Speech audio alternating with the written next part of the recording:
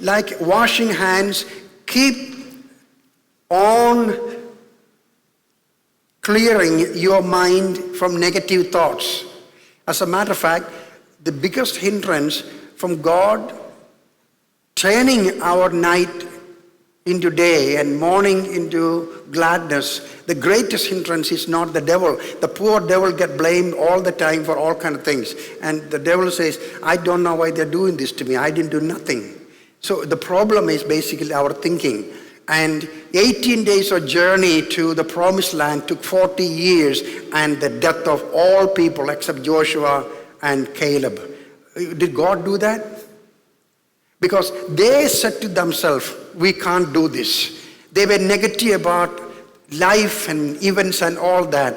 And one thing I tell you, that in my responsible position of leadership, one thing that will damage you more than anything else is you look at others and you are jealous and you're angry and you're upset because you don't have what they have, and you think they don't deserve it and all that. So what happened, there's a thought pattern that is more dangerous than most thought patterns by psychology, that is jealousy, comparing you with something else and all that. And I would ask you to look at someone others and thank God for their health and their well-being.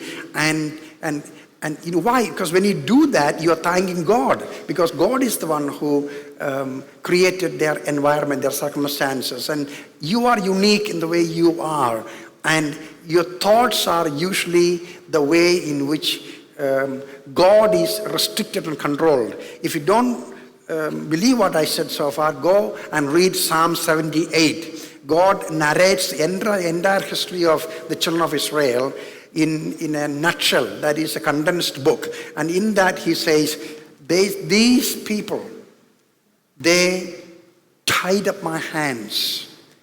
God Almighty says, they tied my hands that I could not work for them. How? By saying in their heart, their thoughts, how can this be? I can't believe this. And God said, there's nothing I could do. So negative thoughts, and I find very difficult. And as a matter of fact, one of the things I had to do, I'll tell you, to break friendship with people. And because some conversations and friendship, then I found out that it's hurting me, damaging me. And it is better you don't associate with people who always gossip and talk about other people, because that affects your mind. Then it affects your mind such a way that you become like them. That's what the Bible says. Don't be a friend of an angry person, because you'll become like him.